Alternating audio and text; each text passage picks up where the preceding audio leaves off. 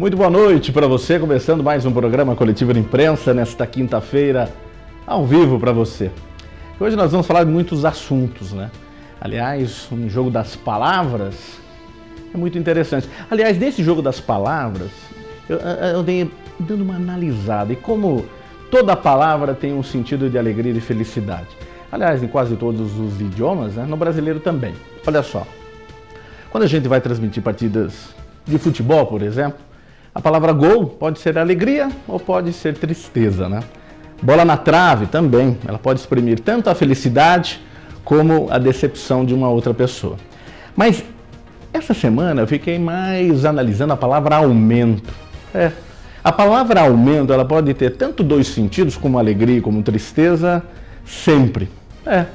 Olha só, a pessoa fica triste pensando, olha, aumentaram os meus cabelos brancos. Aqueles que não têm tantas felicidades, né, com o cabelo, fica feliz quando o cabelo cresce, né? Fica feliz com o aumento do cabelo. É assim que funciona na vida, o aumento, tudo é assim.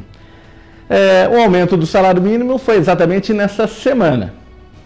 Não trouxe muita alegria a muita gente, não.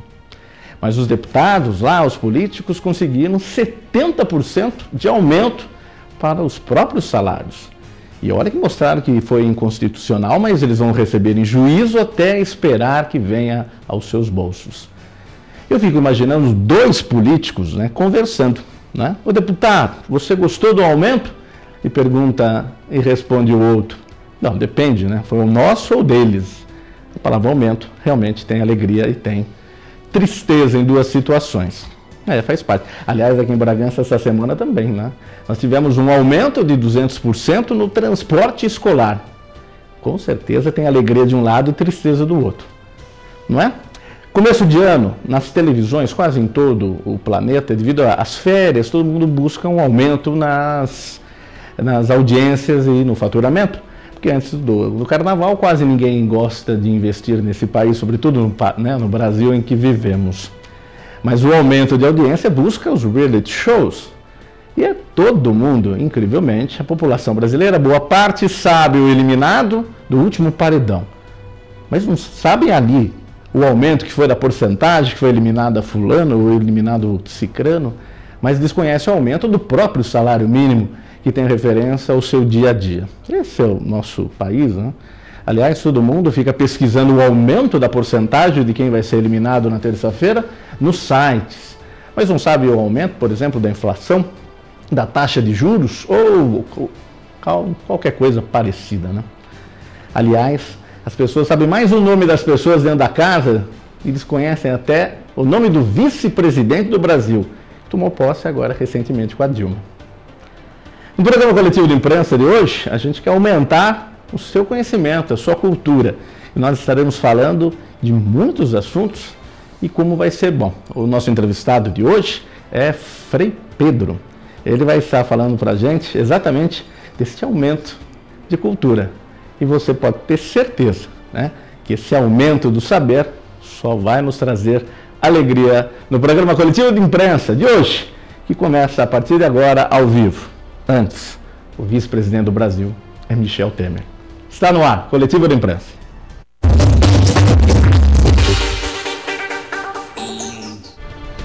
Muito bem, nós convidamos para participar conosco hoje também aqui no programa Coletivo de Imprensa ao vivo. Ele já deu entrevista, foi sensacional, foi muito boa, mas hoje nós convidamos para que estivesse do lado de cá, que ele também conhece o nosso entrevistado bem e da arte. Sérgio Prato, nosso amigo, boa noite, seja bem-vindo. Boa noite, é uma honra estar aqui para entrevistar esse querido amigo, que é um dos grandes artistas sacros brasileiros. Então, obrigado por ter sido, pelo convite, né? Vou tentar representar os muitos amigos que ele tem na nossa cidade, né? Tentar representar bem. E vai, com certeza.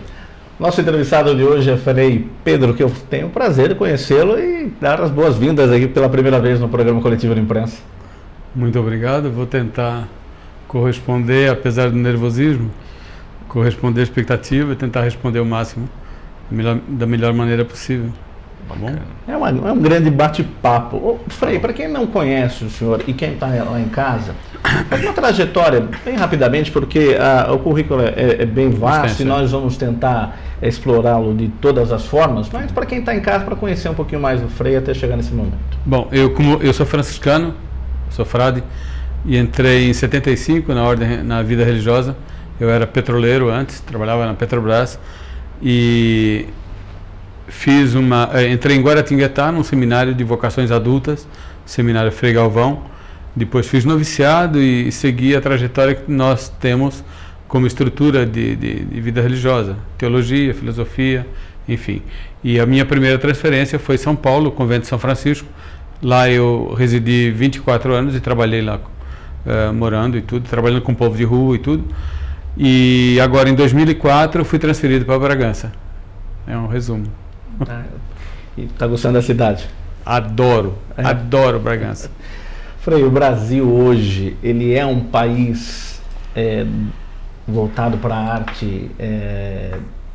Como o senhor vê isso? Nessa maneira de nós vermos os brasileiros e a dedicação que um país possa dar aos seus artistas e talentos.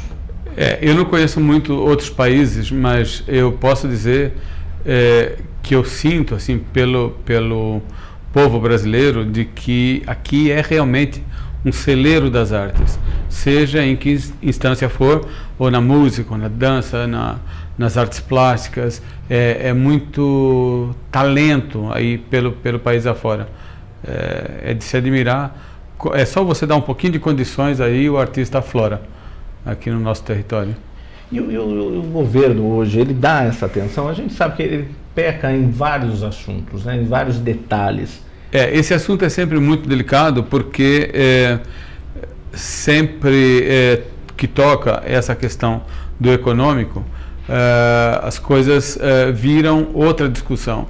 Eu acredito que a arte ela seja um pouco órfã, assim, das instituições e, enfim, de quem deveria ou poderia apoiar melhor. Acredito em cada lugar, mesmo aqui em Bragança, mesmo que haja boa vontade, e no final das contas isso não acontece com tanta frequência. Eu sinto que os artistas que eu conheço, ao menos, não se sentem assim tão apoiados em seus projetos e tudo, mas tem aquele velho clichê que artista vive de brisa, né? E às vezes a gente passa a acreditar nisso, porque as pessoas... Eu fiquei curioso, deixa eu voltar um pouquinho você falou que você trabalhou como petroleiro. O que te aconteceu para deixar essa vida já adulto, uma vida profissional, e se converter a tal ponto de querer ser religioso nesse nosso mundo que não dá para entender uma vocação necessariamente? Olha, Sérgio, o que aconteceu eu na realidade, os meus pais eram muito religiosos, assim, por causa da formação. Nós somos portugueses, viemos para o Brasil em 56, eu nasci em 50. E chegando aqui, claro, toda essa parte de você se adaptar à cultura e tudo. A minha cultura é brasileira. Certo. Não é? E claro que em determinado ponto eu tive que trabalhar e tudo. E em determinado momento eu comecei a analisar a minha vida. E eu morava lá em São Vicente, era jovem, tinha 18 para 19 anos. E aqui os anos foram correndo, até os 25 anos, eu não encontrei respostas muito concretas dentro da sociedade que me pudessem completar. Então, eu achava até que nessa questão do religioso, papai e mamãe sempre iam à missa, tinham essa questão da igreja, sempre frequentadores assíduos. E eu, como trabalhava, tinha turma, praia, tudo isso, eu não acreditava mais que isso fosse um viés que tivesse futuro, né? Religião.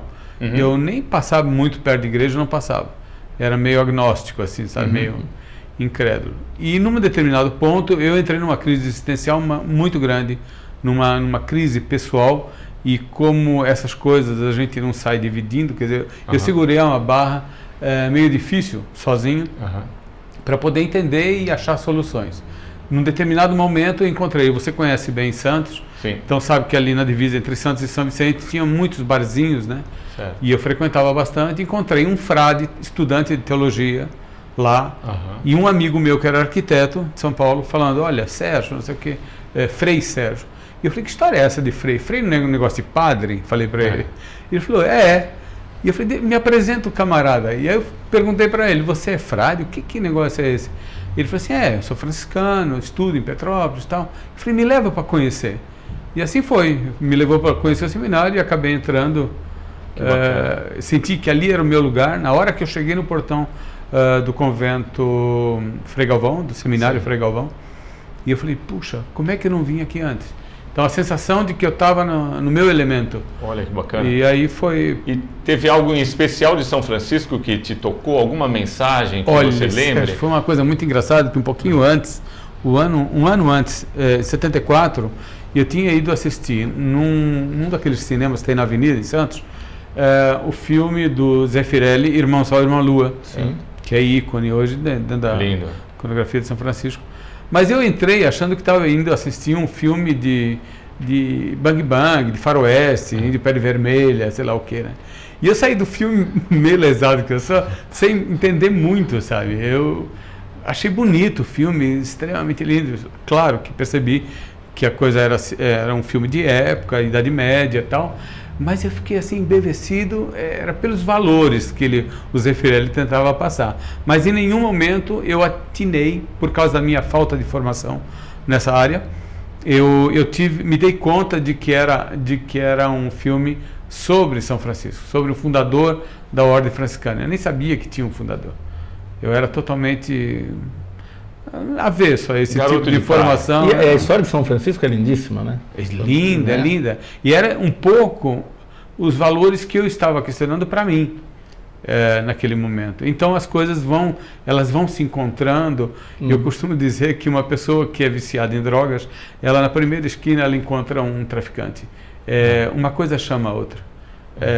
Eu acredito nisso. Eu acho que as pessoas que têm afinidade em alguns temas, como o Sérgio, por exemplo, encontrar com ele, encontrar com o Fábio Del Duque, encontrar essa gente toda tão querida, tão especial aqui em Bragança, faz parte dessa teoria que eu acredito que exista mesmo. As pessoas se atraem, elas formam planetas próprios e ali convivem melhor ou menos bem, na medida em que elas vão ao encontro dos seus sonhos. Eu acho que é uma coisa desse tipo. Uma paixão comum pela arte. Isso. E você já tinha essa paixão pela arte desde cedo, desde menino? Quando surgiu isso? Quando eu tinha 5 anos, quando nós acabamos de chegar aqui no Brasil, o papai trabalhava numa firma que chamava Standard Motors. E o papai nunca trabalhou de empregado em Portugal. Ele era oficial, como se chamava lá. Ele tinha aprendizes, né? Ele ensinava marcenaria e era muito bem cotado, pelo que a família fala. E quando nós chegamos, ele foi trabalhar de empregado e com a bicicletinha dele e tal, em determinado momento, resumo da ópera, ele foi prensado entre 2 caminhões. E eu sei que de madrugada a gente estava muito preocupado, assim, a mamãe e a gente acordado, a gente sabia que tinha acontecido alguma coisa. Aí chega o meu tio, irmão da mamãe, e o outro tio também, irmão dela, mais novo, carregando o papai como uma múmia. Só tinha isso aqui aberto a boca e os olhos. Todo enfaixado. Todo enfaixado. Chegando em casa, ele tinha sido, quer dizer, estava meio até desenganado, foi levado para casa. E ali a vovó foi para casa porque a minha mãe não conseguia, chorava muito, não conseguia alimentá-lo, cuidar dele. A mãe dela foi para casa, ela morava aqui. Nós éramos para ir para a África, viemos para cá porque ela já morava aqui. Então a vovó foi para lá e para me distrair, ela sempre dizia que eu era muito quietinho, mas que esses quietinhos são muito perigosos. Então ela ia lá, pegava aquele papel de pão, né, da padaria, pegava o lápis e começava a desenhar o que estava na frente. Era um rótulo de cerveja, que eu me lembro muito bem, acho que era da Antártica, uma coisa do tipo, era Estrela de Davi, 2 triângulos, e desenhou ali. Por isso que eu coloco no coisa que eu mandei para você, Antônio Carlos, essa é a história das estrelas, né, que eu acabei desenhando estrelas pela minha casa inteira.